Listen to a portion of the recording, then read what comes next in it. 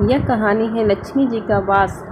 एक बार की बात है, राजा बलि समय बिताने के लिए एकांत स्थान पर गधे के रूप में छिपे हुए थे। देवराज इंद्र ने उनसे मिलने के लिए उन्हें ढूंढ रहे थे। एक दिन इंद्र ने उन्हें खोज निकाला और उनके छिपने का कारण जानकर उन्हें काल का महत्व बताया, साथ ही उन्हें तत्व ज्ञान का बोध कराया। तभी राजा बलि के शरीर से एक दिव्य रूपात्मा स्त्री निकली। उसे देखकर इंद्र ने पूछा, दैत्यराज, यह स्त्री कौन है? देवी, मानुषी अथवा आसुरी शक्ति में से कौन सी शक्ति है? राजा बलि बोले, देवराज, ये देवी तीनों शक्तियों में से कोई नहीं है, आप स्वयं पूछ लें। इंद्र के पूछने पर भी शक्ति बोली, देवेंद्र, मुझे न तो दैत्यराज बाली जानते हैं और न ही तुम या कोई अन्य देवगण। पृथ्वी लोक पर लोग मुझे अनेक नामों से पुकारते हैं, जैसे श्री लक्ष्मी आदि। इंद्र बोले, हे देवी, आप इतने समय से राजा बाली के पास हैं, लेकिन ऐसा क्या कारण है कि आप इन्हें छोड़कर मेरी ओर आ रही हैं? लक्ष्मी बोले, देवेंद्र, मुझे मेरे साथ से कोई भी हटा नहीं सकता। मैं सभी के पास काल के अनुसार आती हूँ जाती हूँ। जैसा काल का प्रभाव होता है, मैं उतने ही समय तक उसके पास रहती हूँ, अर्थात मैं समयानुसार एक को छोड़कर दूसरे के पास निवास करती हूँ। इंद्र बोले, हे देवी, आप असुरों के यहाँ निवास क्यों नहीं करती?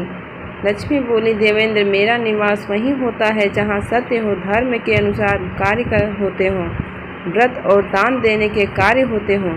लेकिन असुर भ्रष्ट हो रहे हैं। ये पहले इंद्रियों को वश में कर सकते थे, सत्यवादी थे, ब्राह्मणों की रक्षा करते थे, पर अब इनके ये गुण नष्ट होते जा रहे हैं। ये तप उपवास नहीं करते, यज्ञ हवन आदि से इनका कोई संबंध शेष नहीं है। पहले ये रोगी स्त्रियों, वृद्धों, दुर्बलों की रक्षा करते थे, गुरुजन का आदर करते थे, लोगों को क्षमा दान देते थे। लेकिन अब अहंकार, मोह, लोभ, क्रोध, आलस्य, अविवेक, काम आदि ने इनके शरीर में जगह बना ली है। ये लोग पशु तो पाल लेते हैं, लेकिन उन्हें चारा नहीं खिलाते, उनका पूरा दूध निकाल लेते हैं और पशुओं के बच्चे भूखे चित्कारते हुए मर जाते हैं।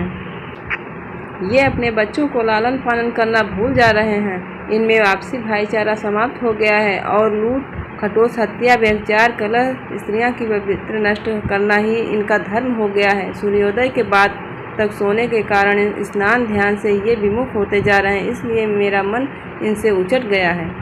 देवताओं का मन अब धर्म में आसक्त हो रहा है, इसलिए अब मैं इन्हें छोड़कर देवताओं के पास निवास करूंगी। मेरे साथ श्रद्धा, आशा, क्षमा, जया, शांति, संतति, धृति और विजयती, ये आठों देवियां भी निवास करेंगी। देवेंद्र, अब आपको ज्ञात हो गया होगा कि मैं इन्हें क्यों छोड़ा है, साथ ही आपको इनके अवगुणों का भी ज्ञान हो गया होगा।